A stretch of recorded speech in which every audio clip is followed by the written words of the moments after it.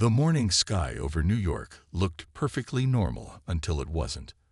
At exactly 9:15 a.m. Eastern Time, massive shadows fell across the city. Similar scenes played out over every major city on Earth as huge metallic ships, each the size of a small town, took position in low orbit. Admiral James Thompson stood in the United Earth Defense Force Command Center, his weathered face illuminated by the glow of dozens of screens. He had trained for this moment his entire career, but nothing could have truly prepared him for humanity's first contact with alien life. "Sir, we're receiving a transmission," reported Lieutenant Mark White, his fingers flying over the control panel. "It's being broadcast on all frequencies, in every language on Earth." The message was simple and direct. "People of Earth, this is High Commander of the Galactic Empire's 7th Fleet. Your planet has been chosen for integration into our empire. You have 24 hours to surrender all military control and governmental authority. Resistance will result in immediate hostile action. This is not a negotiation." Admiral Thompson's jaw tightened. 30 years in the military had taught him that anyone demanding unconditional surrender usually wasn't prepared for a real fight. "Get me the Security Council," he ordered, "and bring our orbital defense platforms online, quietly." Within an hour, the emergency meeting of the United Nations Security Council was underway. The world's leaders appeared on screens, their faces showing a mix of fear and determination. "They're expecting us to roll over," Thompson explained to the assembled leaders. "Their ships are positioned for maximum psychological impact, not tactical advantage. They're showing off, not preparing for war." The Chinese president spoke up first. "Our long-range scanners show they have energy weapons we've never seen before. How can we possibly fight this?" Thompson allowed himself a small smile. "Because, Madam President, we've been preparing for this exact scenario for the past 50 years. Ever since we detected their ships at the edge of our solar system in 1980, we've been getting ready." The room fell silent. This was classified information that even most world leaders hadn't known about. Project Guardian, as it was called, had been humanity's best-kept secret. "Our ancestors survived ice ages with nothing but fur clothes and stone tools," Thompson continued. "They crossed oceans in wooden boats. They looked at birds and decided to build machines that could fly. Humanity has always done the impossible when backed into a corner." Screens around the room lit up with new data as more alien ships arrived. They positioned themselves in a standard orbital pattern, standard for them, but perfect for what Thompson had in mind. "Look at their formation," he pointed out. "They're using textbook positioning from their perspective, but they haven't accounted for Earth's gravity well or our satellite network. They think we're primitive, so they're not even scanning for threats." The U.S. president leaned forward. "What exactly are you suggesting, Admiral?" "I'm suggesting we show them why you don't threaten a species that invented nuclear weapons as a side project of theoretical physics." Thompson pressed a button, revealing images of hidden military installations across the globe and on the dark side of the moon. "We've got kinetic weapon platforms masked as communication satellites, antimatter generators disguised as weather stations, and a few other surprises they won't see coming." The Security Council voted unanimously. Earth would not surrender. Thompson sent a brief response to the alien fleet. "Message received. Our answer is no." As the 24-hour deadline approached, Thompson watched the alien ships adjust their positions slightly, preparing for what they thought would be a simple show of force. They had no idea that humans had spent decades preparing for this moment, studying their technology from afar, and developing countermeasures they couldn't imagine. "Battle stations," Thompson ordered, his voice calm and steady. "Let's show the galaxy why you don't pick a fight with humans." Around the world, hidden bunkers powered up. Silent weapons platforms came online, and humanity prepared to do what it had always done best: survive against impossible odds. The clock struck 9:15 a.m. the next day. The Empire was about to learn a very costly lesson about underestimating humanity. The Empire struck first, just as Admiral Thompson had predicted. Bright beams of energy sliced through Earth's atmosphere, targeting major military installations, but they hit nothing. The bases were empty, moved underground months ago, when Earth's deep space sensors first detected the Empire's approach. Major Robert Miller watched from humanity's hidden lunar base as the initial attack unfolded. "Status report," he demanded, his voice steady despite the gravity of the situation. "Their energy weapons are powerful, sir," reported Technical Officer Jane Wells, "but they're wasting most of their power pushing through our atmosphere. They expected us to have our forces above ground, like they do." The Empire's ships maintained perfect formation, following their standard battle plans. They had used the same tactics to conquer 1,000 worlds. But Earth was different. Humans had spent centuries fighting each other, developing ways to hide, to strike from shadows, to win despite being outgunned. "Launch Operation Thunderbolt," Miller ordered. Across Earth's surface, hidden missile silos opened. But these weren't the simple nuclear weapons the Empire might have expected from a primitive planet. These were humanity's new hybrid weapons, nuclear warheads combined with experimental dark matter tech that could pierce any known energy shield. The Empire's ships detected the launches too late. Their sensors, designed to spot energy weapons like their own, barely registered the primitive projectile weapons until they were too close. Their shields flared bright blue against the nuclear detonations, holding firm until the dark matter payload hit them. 3 Empire ships vanished instantly, torn apart by forces they had never encountered before. The others scattered, breaking their perfect formation for the first time. "They're responding exactly as the simulations predicted," Miller said, allowing himself a small smile. "They've never fought an enemy that thinks differently than they do." Activate the lunar defense grid. The moon's surface seemed to ripple as hundreds of hidden weapon platforms emerged from the gray dust. The Empire had assumed Earth's moon was dead and lifeless. They were wrong. Energy beams from the Empire's ships lanced out again, this time targeting the lunar bases. But the bases weren't there. They were holograms, hiding the real weapons beneath the surface. "Return fire," Miller ordered.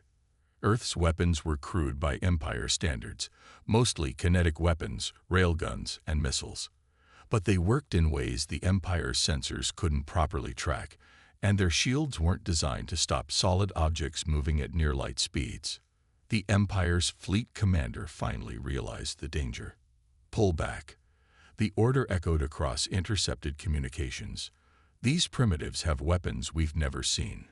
Regroup at the Mars orbit point." But Miller and his team had planned for this too. As the Empire's ships retreated, they triggered the minefields hidden in Earth's orbit. Not energy mines like the Empire used, but simple metal spheres coated in sensor-absorbing materials. At the speeds involved in space combat, even a small ball of metal could tear through a ship's hull. "Sir," Wells called out, "we're detecting power surges in their remaining ships. They're preparing their main weapons." The Empire's response was devastating. Massive energy beams cut through space, more powerful than anything they had used before. Earth's atmosphere lit up like the northern lights as the planet's magnetic field was disrupted. But even this had been planned for. Hidden energy absorbers, reverse-engineered from studied Empire tech, captured and redirected much of the energy. What got through hurt. Several cities lost power, and the eastern seaboard went dark. But humanity survived. "Send the signal," Miller ordered as the Empire's attack ended. Across Earth, powerful transmitters activated, not to attack, but to broadcast a simple message to every Empire ship. "You just used your strongest weapons. We're still here. This is your only chance to retreat." The Empire's response was silence. They had never failed to conquer a planet on their first try. They had never faced an enemy who could hurt them. They had never fought humans before. Miller looked at the tactical display, showing the Empire fleet regrouping. "They'll be back," he said quietly. "But now they know we can fight. And we're just getting started." Dr. Anna Wilson hadn't slept in 3 days. She stood in her underground laboratory, surrounded by pieces of a fallen Empire ship. Other scientists had wanted to study the aliens' energy weapons or their shields, but Anna saw something different in the wreckage, something that changed everything. "Look at this," she said, pointing to a broken piece of the ship's engine. Her assistant, Tom Reed, moved closer. "They're using the same basic physics we are. They just went in a completely different direction with it." The lab was part of a vast underground complex beneath the Rocky Mountains. While battles raged in space above, the best minds on Earth worked to understand their enemy's technology. But Anna had found something no one expected. Their whole civilization developed energy-based technology, she explained to the gathered team. But they never fully explored physical sciences the way we did. They don't even understand basic concepts like kinetic impact optimization. She pulled up a simulation on the main screen. "Look at their ship designs. They're beautiful, advanced, and completely wrong for space combat. They built their entire fleet assuming everyone would fight like they do." General Peters, who had been quietly watching from the back of the room, stepped forward. "Explain it simply, Doctor. What does this mean for the war?" Anna smiled. "It means we're not behind them technologically. We're just different. They went up one path of science, we went up another. And our path might actually be better." She moved to a large covered object in the center of the lab. "Their ships use energy fields for everything. Weapons, shields, even basic movement. But we humans, we made nuclear bombs. We made railguns.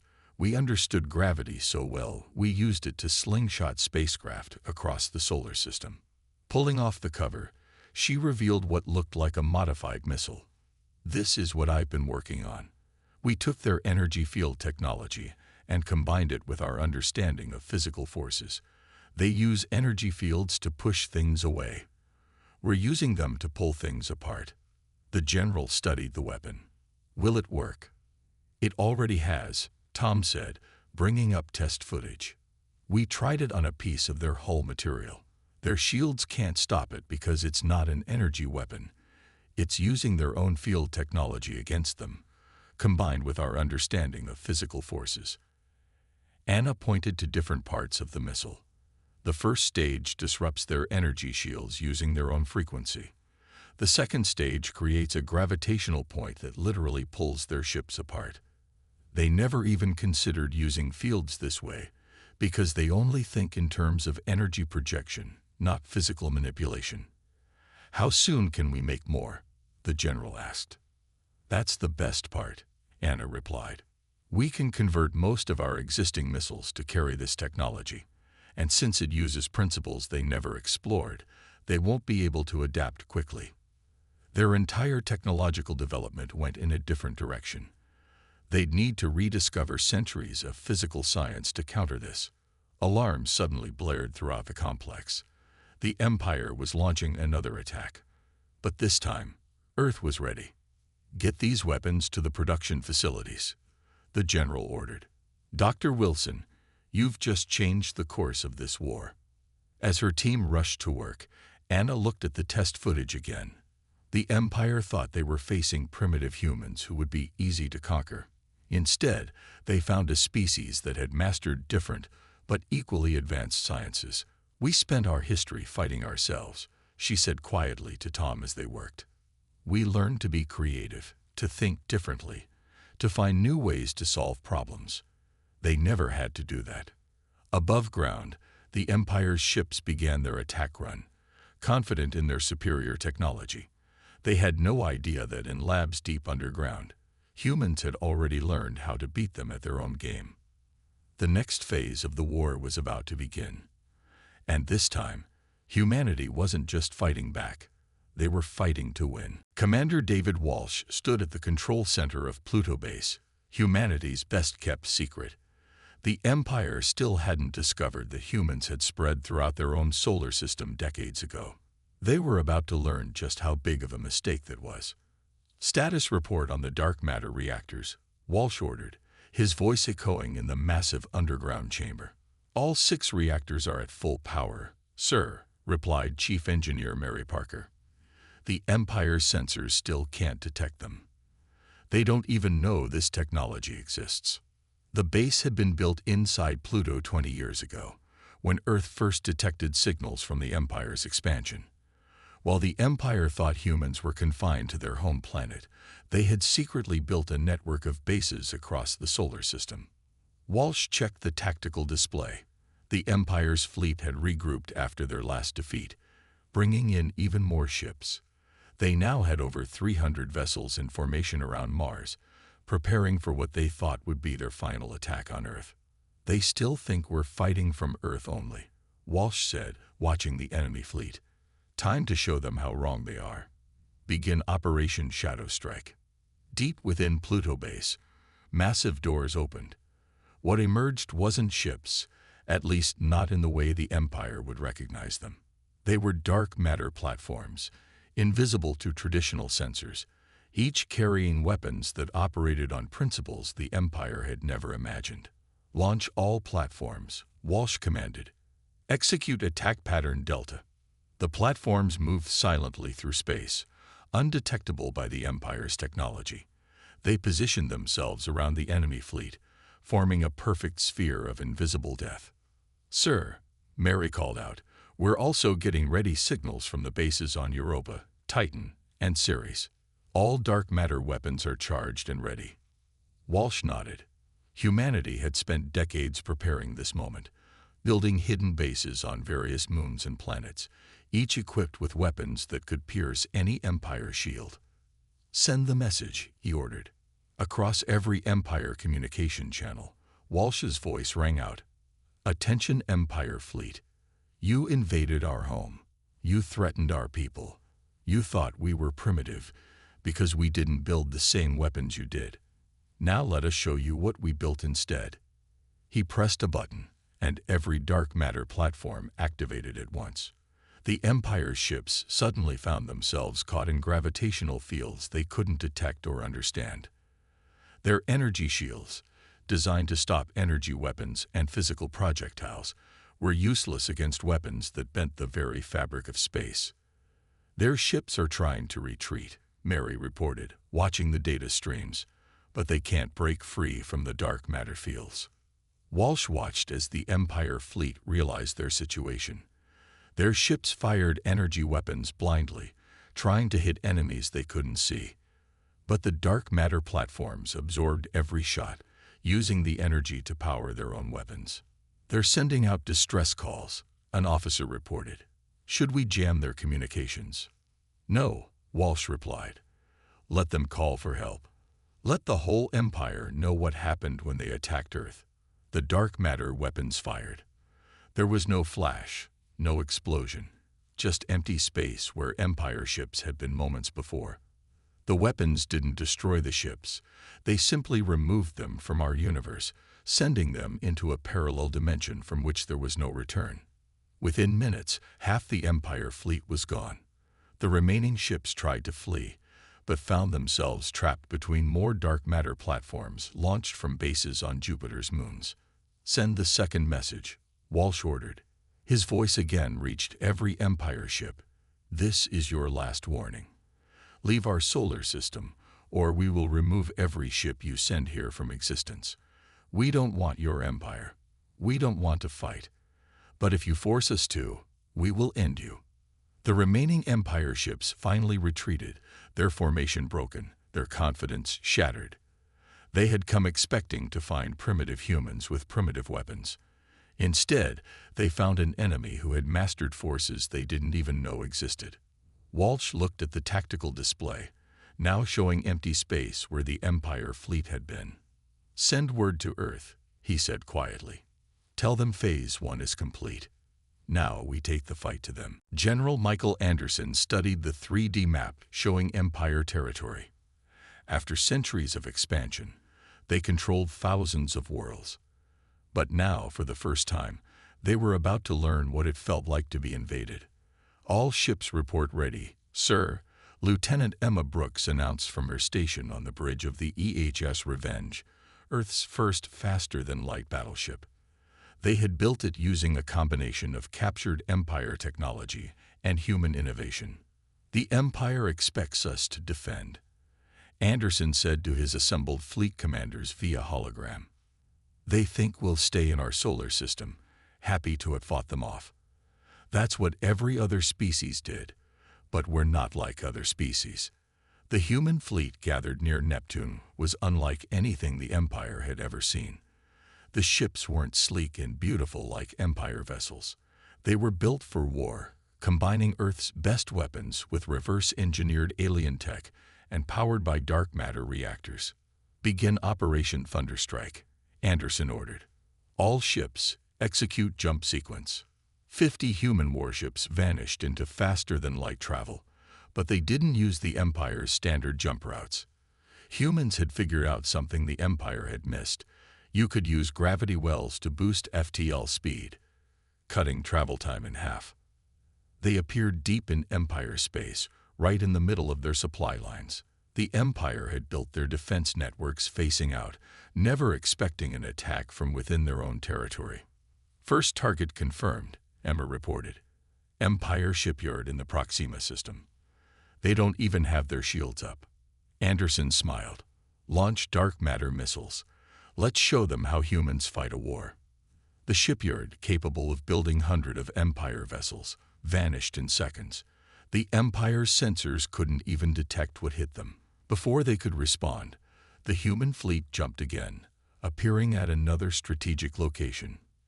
Sir, Emma called out, we're getting signals from planets we pass. Some of the Empire's conquered worlds are seeing our attacks. They're starting to rebel. This was part of the plan, too. Humans hadn't just studied the Empire's technology. They'd studied their society. They knew the Empire kept order through fear and the appearance of invincibility. Now that facade was cracking. Broadcast on all frequencies, Anderson ordered. Let every conquered world see that the Empire can be beaten. The human fleet struck like lightning, appearing where they weren't expected, destroying crucial facilities, and vanishing before the Empire could respond. They targeted supply lines, communication hubs, and military installations. The Empire's massive fleet was useless if it couldn't be supplied or coordinated. Empire ships approaching, Emma warned during their 10th attack. 500 vessels. Let them come, Anderson replied. Activate the Phantom Drive. The human ships seemed to split apart, creating dozens of copies of themselves. Another human innovation, using dark matter to create solid holograms that Empire sensors couldn't distinguish from real ships. The Empire fleet fired at copies while the real human ships attacked from different angles. Their formation is breaking, Emma reported with satisfaction. They'd never seen these tactics before. The Empire had always relied on overwhelming force and superior technology. But humans had spent their history fighting wars where they were outnumbered and outgunned. They had learned to be clever, to hit weak points, to use their enemy's strength against them. Message from Earth Command, Emma announced. Other human fleets report similar success. The Empire's military structure is falling apart. They don't know how to handle attacks from multiple directions. Anderson watched as another Empire facility disappeared under human weapons.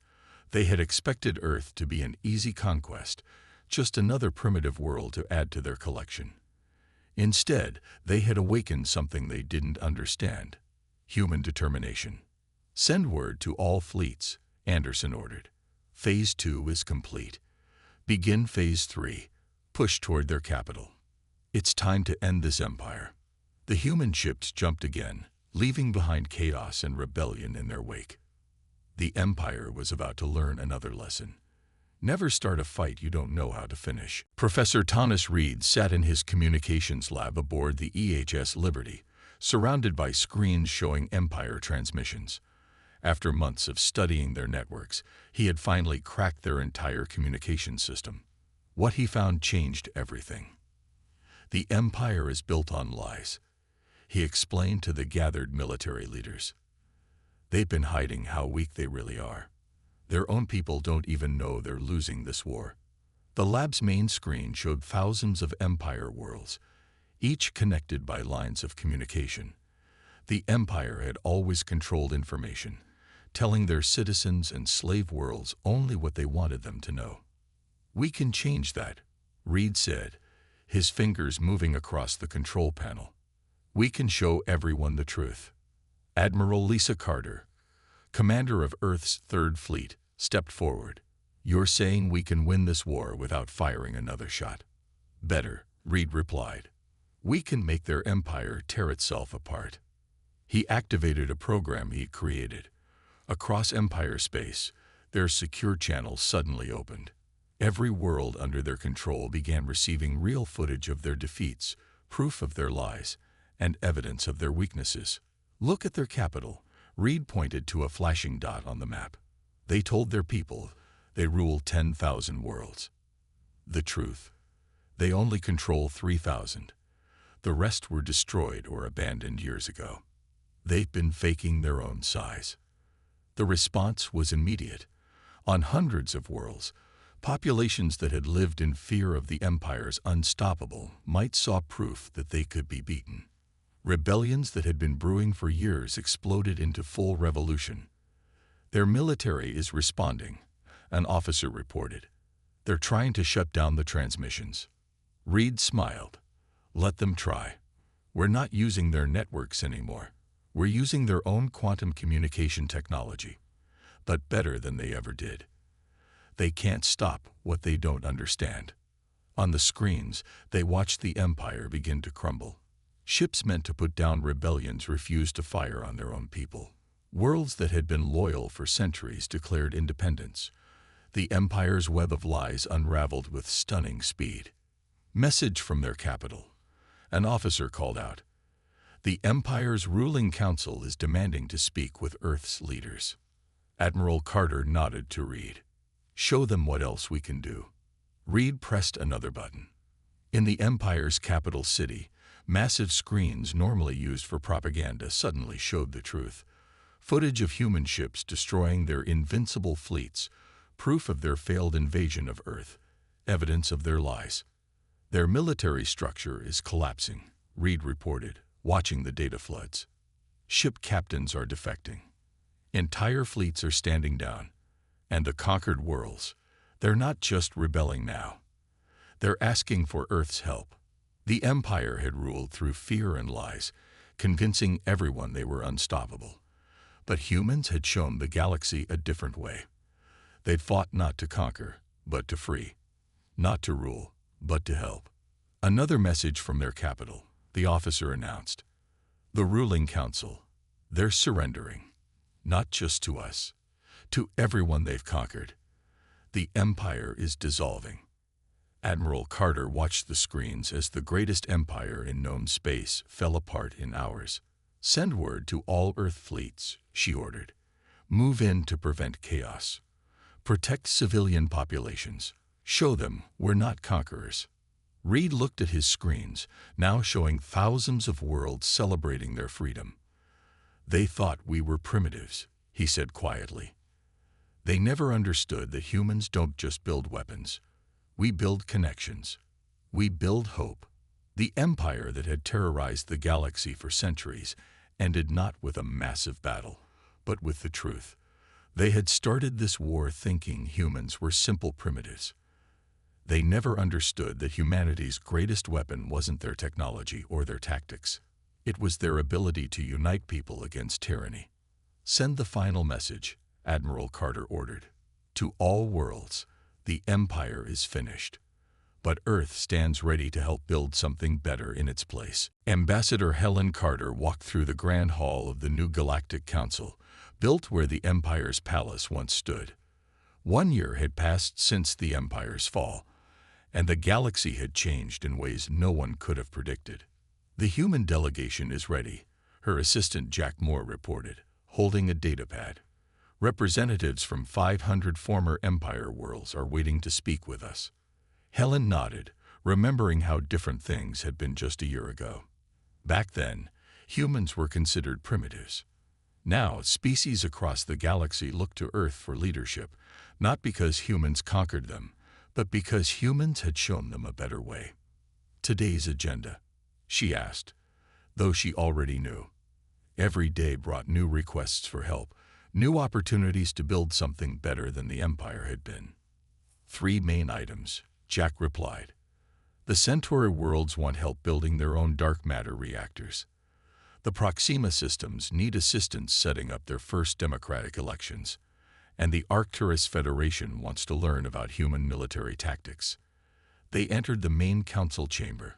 Unlike the Empire's old throne room, this was a circular chamber where all species sat as equals. Humans had insisted on that. No high seats, no special positions, just different peoples working together. Ambassador Carter, a tall, blue-skinned delegate, approached. My people have voted. We want to join the Earth Defense Alliance. Helen smiled. The Earth Defense Alliance had started as a military partnership, but had grown into something more. It wasn't an empire. Membership was voluntary, and any world could leave at any time. That freedom made it stronger than any empire could be. We'd be honored, she replied. But remember, we're partners, not rulers. We'll help you build your own defenses, develop your own technology. Earth doesn't want subjects. We want allies. The day's meetings began. Different species that had fought each other under Empire rule now worked together. They had learned from humans that strength comes from cooperation, not conquest. Report from Admiral Thompson's fleet, Jack whispered during a break.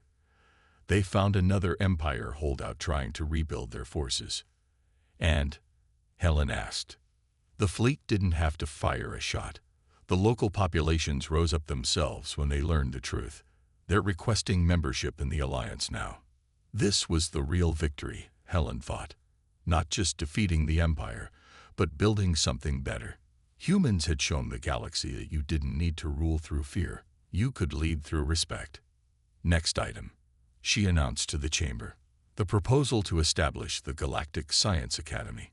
Earth is offering to share all our technology and research in exchange for the same from all member worlds. The vote was unanimous. The Empire had hoarded knowledge, keeping their subjects weak. The new alliance would share it, making everyone stronger. Message from Earth, Jack reported near the day's end. The first joint human-alien military exercises are complete. Every species brought different tactics, different technologies. Together, they're developing whole new ways of fighting. Not that we'll need to fight much longer, Helen replied. The last Empire loyalists were giving up, seeing how much better life could be without their rule. As the sun set on the council world, Helen stood at a window, looking at the stars. A year ago, humanity had faced extinction.